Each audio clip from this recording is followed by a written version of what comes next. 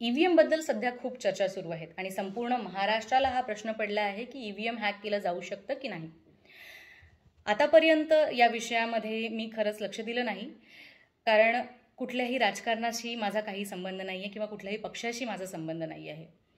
पण आता मी खरंच बोलू इच्छिते, कारण ईव्हीएम ही एक मशीन आहे आणि मी एक इंजिनियर आहे. नमस्कार, मी काजल प्रकाश राजवैद्य. मी KITS म्हणजेच Kajal innovation and technical solution या कंपनीची सर्वेसर्वा आहे. माझे ऑफिस बँगलोरमध्ये सुद्धा आहे, पुण्यामधून सुद्धा आम्ही काम करतो आणि त्याचबरोबर अकोला महाराष्ट्र हे माझं होमटाऊन आहे, तिथून सुद्धा आम्ही काम करतो. मी इंटरनॅशनल रोबॉटिक ट्रेनर आहे आणि रोबॉटिक्स टेक्नॉलॉजी अँड ॲप्लिकेशन याच्यामध्ये मी मास्टर ट्रेनरसुद्धा आहे. तर ईव्हीएमबद्दल जर बोलायला गेलं तर ईव्हीएमचा मी आणि माझ्या टीमने, जी आमची रिसर्च टीम आहे, आम्ही थोडा अभ्यास केला, अध्ययन केलं, त्यावर थोडा रिसर्च केला आणि त्यानंतर आमच्या हे लक्षात आलं आहे की ईव्हीएम ही जी मशीन आहे ही अशा पद्धतीने डिझाईन केली गेलेली आहे. नॉट ओन्ली ईव्हीएम, ॲक्च्युअलमध्ये micro controller, micro processor based ज्या मशिनरीज असतात त्याच्यामध्ये आमचा चांगला गाढा अभ्यास आहे, कारण embedded system, IoT, drone technology, electric vehicle, robotics, AI या सगळ्या विषयांवर आम्ही काम करतो.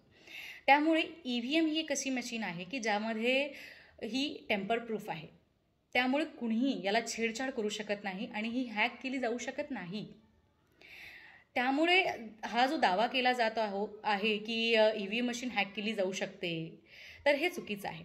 त्याच्यामध्ये एक VVPAT म्हणून एक टेक्नॉलॉजी आहे की ज्यामुळे जोही वोटर त्याच्यामध्ये वोटिंग करतो त्यामध्ये जी चिट दाखवल्या जाते त्यावर माहिती पडतं की कुठल्या पक्षाला वोट दिला आहे. आणि तरीही जर समजा कुणाला असा आक्षेप असेल की नाही, ईव्हीएम मशीन जी आहे ती हॅक केली जाऊ शकते, तर मी स्वतः काजल राजवैद्य आज इथे सोशल मीडियावर सगळ्यांसमोर हे त्यांना म्हणजे एक दावा करू इच्छिते किंवा मी म्हणते की मी एक आव्हान करते आहे की एक पॅनल बनवल्या जाईल, ज्या पॅनलमध्ये सगळे टेक्नॉलॉजिस्ट असतील, या विषयावर ज्ञान असणारे व्यक्ती असतील. त्या लोकांपुढे जर मशीनला हॅक करून दाखवलं तर मी स्वतः काजल राजवैद्य त्या व्यक्तीला 5 लाख रुपये देईल. येस, कारण या विषयावर आम्ही अभ्यास केला आहे आणि आय एम डॅम शुअर की हे शक्य नाही आहे. तरीही या सगळ्या चळवळीला, या ईव्हीएम सपोर्ट चळवळीला ज्यांनाही सपोर्ट करायचा आहे त्या सगळ्यांनी याला सपोर्ट करावा. स्पेशली जितकेही इंजिनियर्स आहेत, टेक्नॉलॉजिस्ट आहेत, त्यांना मी ही जी आपण एक सुरू केलेली आहे जबरदस्त ग्रँड चळवळ, याच्यामध्ये तुम्ही नक्कीच सहभागी व्हा. आणि आपल्याला तंत्रज्ञानाचं किती ज्ञान आहे, किती नॉलेज आहे, किती स्किलफुल आपण आहोत आणि आपण जी गोष्ट जी बरोबर आहे त्याला आपण सपोर्ट करू शकतो, हे नक्कीच आपल्याला दाखवून द्यायचं आहे. याच्यामध्ये आपण कुठल्याही पद्धतीच्या, कुठल्याही प्रकारच्या पक्षाला आपण इथे सपोर्ट करत नाही आहोत, तर आपण सपोर्ट करतो आहे आपल्या महाराष्ट्राला, आपल्या प्रगत महाराष्ट्राला आणि त्याचबरोबर तंत्रज्ञानाला.